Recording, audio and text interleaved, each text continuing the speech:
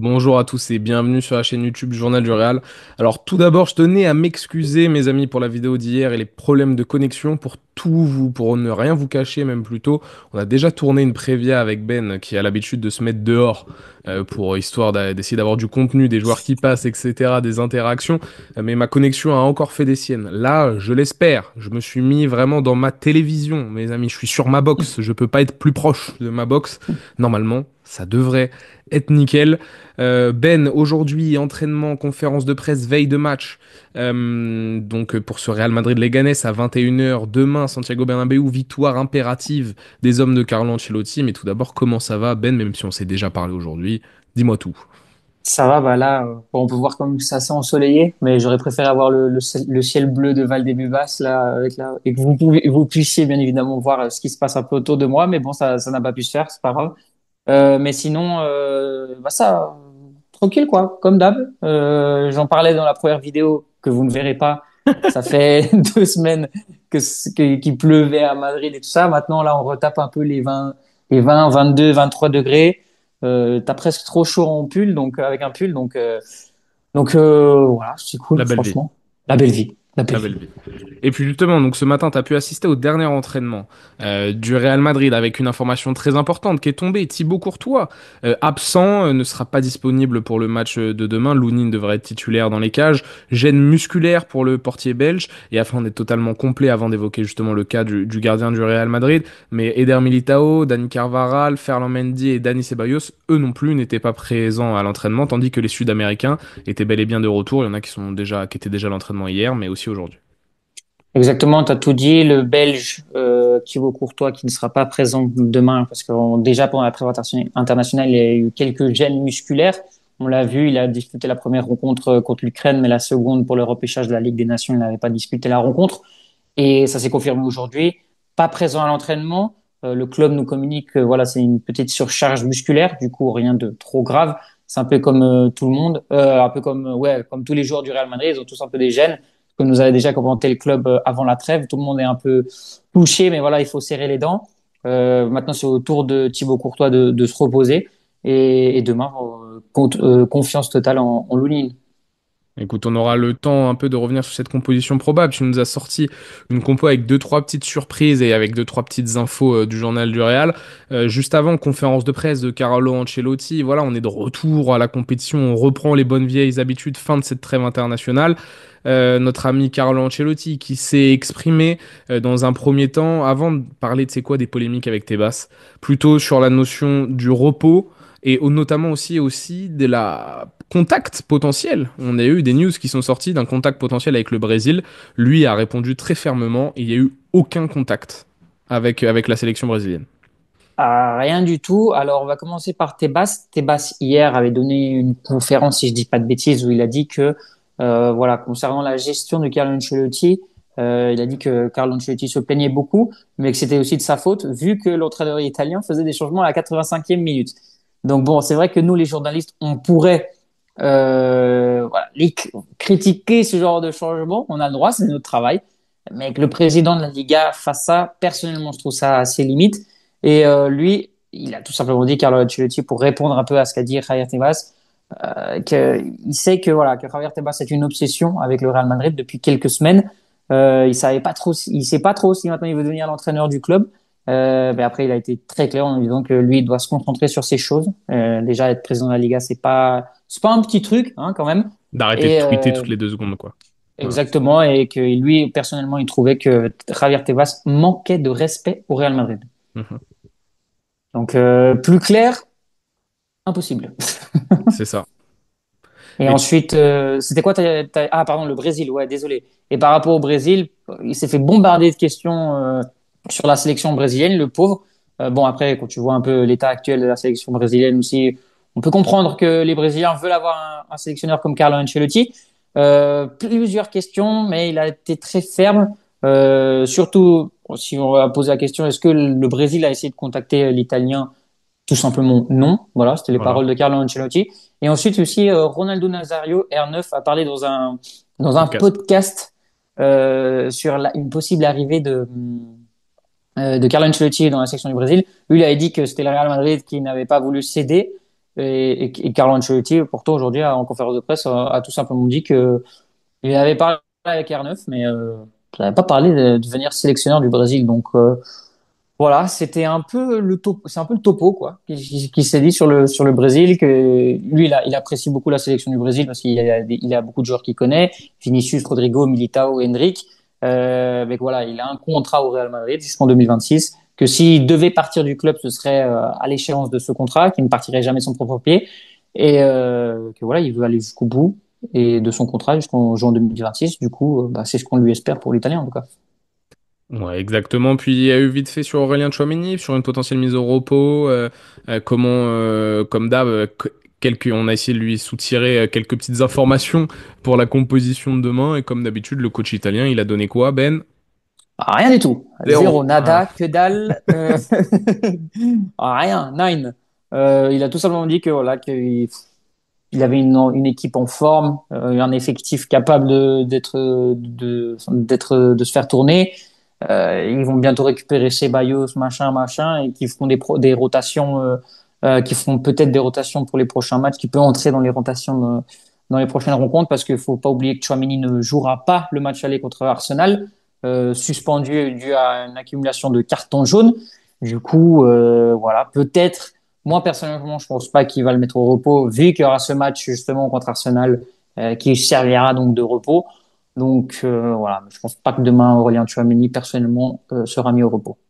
Oui, puis il y a, pour rien vous cacher, donc il y a le match aussi de Coupe du Roi qui arrive très vite, mardi, demi-finale retour au Santiago Bernabéu. Autant vous dire que voilà, là, le Real va enchaîner un rythme diabolique et que il faudra malgré tout gérer là, du moins sur cette reprise, le retour de trêve des internationaux de Sud-Américains, etc. Il y a pas mal de petites choses. Et justement, dans cette composition probable, Ben, toi, t'es parti sur quelques petits choix. Alors, Lounine, évidemment, dans les cages, mais Fran Garcia à gauche, puisque lui, Fran était bien présent à l'entraînement. C'est quelque chose que j'ai oublié de vous stipuler. Mais lui qui s'était fait un bobo à la fin du match contre Villarreal, où on avait dit, ah, peut-être 1 à 2 semaines d'absence en début de la trêve, et qui pourrait rater justement ce match de Leganés, lui sera bel et bien présent, donc il devrait être titulaire à gauche. La surprise pour toi, et il y en a deux, il n'y en a pas qu'une seule, ça serait Brahim en attaque et notre ami Alaba en défense centrale aux côtés de Raúl Asensio. Exactement, tu as tout dit. Je vais commencer par Brahim. Je rappelle le dernier match de Liga du Real Madrid contre Villarreal, c'était Vinicius qui a commencé sur le banc pour mettre Brahim justement en tant que titulaire. Les deux sont partis en trêve internationale avec leur sélection, Brahim avec le Maroc, Vinicius avec le Brésil. Et là, ce qui s'est dit, j'ai consulté quelques journalistes avant les débats, on a l'habitude de faire ça, ces compos probables ne sont jamais sortis au bol, au petit bonheur, la chance. Voilà, je consulte souvent d'autres journalistes et tout ça. Et la possibilité de que Brahim joue et que Rodrigo repose, soit mis au repos, est assez élevée. Du coup, c'est pour ça que j'ai mis ou Rodrigo ou Brahim, parce que voilà, comme j'ai dit contre Villarreal, c'est Vinicius qui avait été mis au repos, peut-être pour des gènes, pour le préserver, on ne sait pas trop, mais bon voilà. Et là, Rodrigo, ce serait peut-être à son tour d'être mis au repos avant justement cette demi-finale de Coupe du Roi mardi. Dans le cas d'Alaba, il a eu une très belle trêve avec l'Autriche. Il a joué un peu plus de 100 minutes. Il a joué 90 minutes la première rencontre contre la Serbie, une quinzaine, si je dis pas de bêtises, pour le match retour. Et de bonnes sensations. Il a eu quelques matchs en tant que titulaire avec le Real Madrid cette saison depuis qu'il est revenu de blessure. Mardi, il y a un gros match quand même, demi-finale de Coupe du Roi. Il est préférable donc que ce soit Rudiger qui joue. Rudiger a joué presque toutes les minutes possibles durant cette trêve internationale. Encore, il ne se repose jamais, l'Allemand. Si je dis pas de bêtises, je crois qu'il a dû jouer 167 minutes, un truc comme ça. Vous avez la stat dans un des papiers du journal du Real, je me rappelle plus trop où il est, mais elle est par là. Il a joué 90 minutes et je crois 77 la deuxième rencontre. Donc je pense qu'il est préférable que David Alaba débute la rencontre. En tout cas, c'est ce qu'on s'est dit nous entre journalistes et Asensio, qui malheureusement a vécu sa première convocation avec la sélection nationale, mais qui n'a eu disputé aucune minute après Benef pour le Real Madrid. Il arrive en forme et voilà, ça évite de faire trop de changements derrière. Et c'est à peu près tout. Double pivot relayeur, entre guillemets, pour Kamavinga. Kamavinga aussi qui revient d'une très belle prestation. Tu t'es mute par contre. Si tu veux parler, il faut te démute. Kamavinga Tchouaméni, pardon. Voilà, c'est un enfer. Kamavinga Tchouaméni. pour ton Ouais, équipe. Camavinga, Tchouaméni, c'est ce que j'ai mis. Fede Valverde qui revient avec l'Uruguay aussi, justement, pour être mis au repos, justement, dans cette optique de le faire jouer mardi en Coupe du Roi. À voir. C'est assez incertain pour le coup, mais je pense que Carlo Ancelotti va quand même préserver la première équipe, entre guillemets, pour assurer la demi-finale retour de Coupe de Roi mardi. Oui, puisque Leganés, on le rappelle, 18e au classement. Alors, c'est une équipe qui, tu l'avais dit dans la première vidéo, Ben, je te chope un peu tes arguments, mais qui avait battu le Barça à Montjuic et qui a battu également l'Atlético dans son propre stade. Autant vous dire que c'est une équipe qui aime bien jouer les poils à gratter contre les grosses écuries. Cette fois-ci, quand même, le Real, on va dire que c'est une victoire obligatoire sur tous les points de vue. C'est un moment où tu peux te permettre de faire souffler deux trois de tes joueurs cadres qui ont été avec leur sélection aussi, parce que l'adversité, entre guillemets, est un peu faible. Pour rappel, le calendrier hein, qui est exceptionnellement dur sur le mois d'avril. Tu prends la Real Sociedad, demi-finale retour de Coupe du Roi, Valence, Arsenal. Je sais plus qui tu joues entre Arsenal C'est l'Athletic Club, je crois, c'est l'Athletic l'Athletic Bilbao. Club. Après, tu prends Arsenal encore. Enfin, je crois pas que c'est l'Athletic Club d'ailleurs, parce que Non, l'Athletic Club l'Athletic c'est la Club, je crois que demi-finale. c'est C'est plus après. tard. Non, Ouais. c'est après. C'est juste après, en fait. C'est ça. C'est le 20, Euh, 20 avril, je crois, l'Athletic Club. Donc c'est après le match retour contre Arsenal. Autant vous dire qu'il y a un calendrier démentiel qui s'annonce. Si tu peux réussir à faire souffler certains de tes joueurs cadres, notamment contre les Ganes. Après, aussi, on se rappelle, les Ganes, on les a joués en Coupe du Roi, quart de finale. On menait 2-0, 2-2. Avant, il y a un but de ton chouchou pour nous délivrer Gonzalo. Ouais, Gonzalo Garcia, un but de la tête à la 93e minute. Comme tu as dit, on avait ouvert le score avec Hendrick. Ensuite, un super but de Rodrigo. Alaves était vite revenu au score et jusqu'au dernier, on va dire dans les derniers soupirs de la rencontre, Gonzalo Garcia avait un peu sauvé le Ah Real oui. Madrid. D'ailleurs, j'ai le calendrier sous les yeux, donc c'est quand même un mois d'avril assez chaud. Ça commence justement Real Sociedad, la demi-finale retour. Ensuite, Liga Valence, attention. Valence qui est, même si c'est plus trop les Valence d'il y a quelques années, c'est quand même une très belle équipe. Ensuite, Arsenal à Londres. On revient en Espagne, mais pour jouer contre le Deportivo Alavés, match à l'extérieur, à Mendizorroza.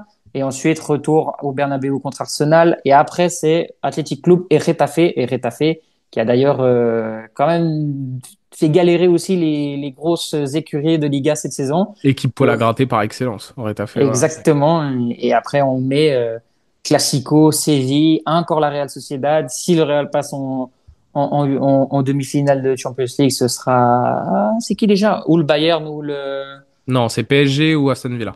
PSG ou Aston Villa. Ouais, c'est rude. C'est les prochaines échéances sont plutôt dures et si le Real Madrid se qualifie en finale de coupe en de finale de coupe, si je dis pas de bêtises, c'est le 26 avril. Oui, exactement. Ouais, ils auront bah, justement entre ce match de l'Athletic Club et ah bah non, ils ont le match de l'Athletic Club le 20 avril. Le 23 avril, il y aurait Getafe, donc c'est-à-dire 3 jours après, entre semaines. Et après le week-end, ah ouais, c'est chaud. Le week-end, ce serait la finale de Coupe du Roi. Du coup, ouais, il va pas avoir beaucoup de repos pour les joueurs du Real Madrid Pas du tout même. si tout se passe bien entre guillemets, si les joueurs arrivent à se qualifier pour cette finale, arrivent à passer contre Arsenal, le calendrier est rude. Exactement, donc vous l'aurez compris, il y a des gros enjeux sur cette rencontre. Tu parlais donc dans ta composition probable, moi avant de te le demander, je vais te dire le joueur à suivre pour moi sur ce match-là, il s'appelle Eduardo Camavinga. Camavinga doit continuer sur son excellente lancée contre Villarreal en Liga. Il doit enchaîner aussi après avoir fait premier match un peu mitigé avec la France, puis ensuite 15 excellentes minutes où il est rentré en cours de jeu face à la Croatie lors du match retour. Il faut qu'il se mette dans les meilleures conditions aussi pour anticiper ce match aller face à Arsenal où Aurélien Tchouameni est suspendu, où il aurait toutes ses chances d'être titulaire dans un double pivot.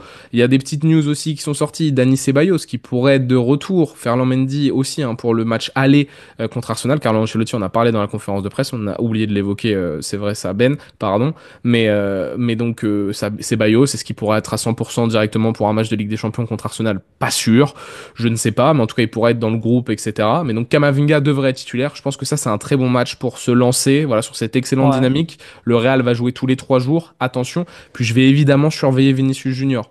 Tu parlais contre Villarreal d'une mise au repos. Pablo avait suggéré que c'était pas forcément qu'une simple mise au repos aussi. Il faut voir le meilleur visage de Vinicius Junior dans ce moment aussi important de cette saison, c'est-à-dire le rush final d'avril-mai.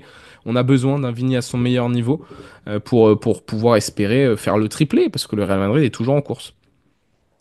T'as tout dit. Et vraiment, moi, comme j'ai dit, les gens, enfin les joueurs que je vais surveiller de près sont surtout Alaba et Brahim.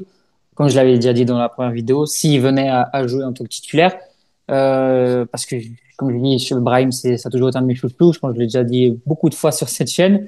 Et Alaba, voir s'il peut commencer à prendre du rythme petit à petit, parce qu'avec deux défenseurs centraux, Rudiger, Asensio, ça fait short quand même. Surtout que la saison est encore très longue, on dirait pas, mais il reste aussi encore un mondial des clubs à jouer.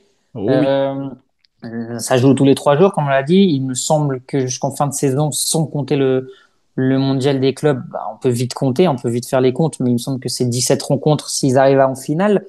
Ce serait donc pour le mois d'avril, il y a 1, 2, 3, 4, 5, 6, 7 rencontres déjà. Ensuite, on en a 2, 4, on en a déjà 12. Ouais, il reste On 20 va dire, matchs. Il peut rester 20 matchs, quoi. il peut rester une vingtaine de matchs. On est à 15 déjà avec les matchs déjà programmés de Coupe du Roi, de Coupe du Roi, du Mondial des clubs. Ce Ouais, serait lunaire, donc ouais. 18 si on rajoute, non, 18, 20, ouais, un peu plus de 20 matchs, 20, 21, 22 matchs encore à jouer cette saison. C'est énorme quand même. C'est plus de la moitié d'une saison de championnat. Et je veux dire, on est en avril. Enfin, en avril, on est encore en mars, mais il reste pas beaucoup. Il reste pas beaucoup de saisons à disputer. Et de se dire qu'il y a encore 20, un peu plus de 20 matchs possibles potentiellement à jouer, c'est chaud. Du coup, voilà, il faudrait voir s'ils arrivent à confirmer, en tout cas là-bas, qu'il n'a pas encore joué, si je dis pas de bêtises, 90 minutes avec le Real Madrid cette saison. Il Et a pas joué les 90 minutes quand il a fait un bon match là contre le Real Betis. Il fait un mauvais match et il joue un match après. je crois que c'est celui-là. Il joue contre qui? Je crois que tu as raison. Je crois qu'il avait joué 90 minutes. Parce Ouais, qu'il joue non, bien. il a joué 60 minutes contre Séville, le Betis, pardon, et 90 contre le Rayo Vallecano. C'est vrai, Voilà. Et c'est il vrai. fait un bon match contre le Rayo. Rassurant. Exactement. Mais Rassurant. en tout cas, il a 6 matchs cette saison avec le Real Madrid. 6, 7, ah non, non, 8, pardon. Excusez-moi, j'ai dit des bêtises. Ouais, 8 matchs avec le Real Madrid, 8, 9 avec le Real Madrid cette saison. Ouais, 9, 311 minutes, c'est pas beaucoup. Du coup, je pense que demain, ça va être un bon match pour le relancer. Il vient de jouer 90 minutes avec l'Autriche. Voilà. On va avoir Ça peut besoin se de faire. lui, on va avoir besoin de lui pour faire souffler les Exactement. organismes. Et puis il y a un joueur aussi qu'on n'a pas encore évoqué, mais qui n'était pas dans ta composition probable, mais Federico Valverde pour être laissé au repos selon toi aussi pour ce Ouais. match. Lucas Vasquez serait l'arrière droit, et vous l'aurez compris, un double pivot français, Tchouaméni Camavinga serait pressenti selon nos informations et celles de Ben. Donc Federico Valverde, un peu de repos pour l'Uruguayen qui lui aussi a joué avec l'Albi Céleste durant cette trêve internationale, qui était de retour, je crois, simplement hier. Hein, à Madrid. Donc autant vous dire que oui, ça serait le bon moment de faire souffler aussi ton faucon qui est toujours dans ce processus, tu sais. Après les petits bobos contre Osasuna, jouer sous injection Manchester City, jouer sur une jambe face à l'Atlético, etc. qui est toujours dans ce process d'essayer d'être à 100% pour le rush final. Physiquement et je pense que c'est l'occasion de faire tourner. Est-ce que Ben t'as un... Juste une petite correction, Vas-y. c'est la Céleste, pas l'Albi Céleste, sinon tu vas te faire tomber par les puristes. L'Albi Céleste, c'est Argentine. Oh Au cas là, où, tu vois, oula, oula, la bien Céleste. sûr. Bien sûr. Et j'étais tellement confiant quand je l'ai dit. C'est ça qui est fou. C'est ça qui est fou. Il y avait une Excusez-moi. assurance, mais, Ouais, voilà. mais tu m'as presque convaincu, c'est ça le pire. Mais je me suis moi-même convaincu parce que je te jure que quand je le dis, je me dis, ouais, non, mais c'est sûr que c'est ça. C'est sûr que c'est ça parce que j'ai eu un doute dans mon esprit. Voilà, bon, bah, Non, je crois qu'ils appellent ça la Céleste. Mais ouais, non, c'est la Céleste, exactement, t'as tout à fait raison. Merci, merci de cette précision, tu me sauves. Excusez-moi, si on a des Argentins ou des Uruguayens qui nous écoutent ou des aficionados de ces deux sélections, je m'en excuse. Est-ce que t'as un petit prono, Ben, histoire de conclure cette vidéo en beauté? ouais, sur la première vidéo, j'avais dit 3-0, ça va pas changer. Ouais, J'avais dit, allez, petit but de Vinicius, justement, histoire qu'il se remette dans le bain avant on va dire, une double confrontation, c'est plutôt compliqué. Un petit but du Kicks.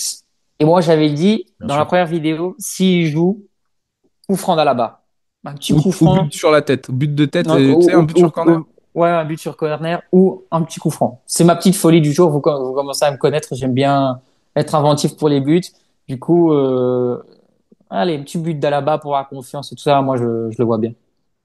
Écoute, si on marque sur corner, ça tient du miracle, hein. Vu la qualité offensive et défensive, ça tient du miracle, mais pourquoi pas, tu prends le pari, et moi je vais rester sur un 4-1, parce que Lounine dans les cages, j'ai peur qu'on prenne quand même un but, puis s'il n'y a pas que Lounine, hein, c'est la défense aussi qui est très friable, donc faire un clean sheet tiendrait également du miracle, entre guillemets, côté Real Madrid, et en plus, quand Courtois n'est pas là, sachant qu'il a été très très bon sur les derniers matchs, voilà, Lounine, gros travail qui l'attend pour ce numéro 2.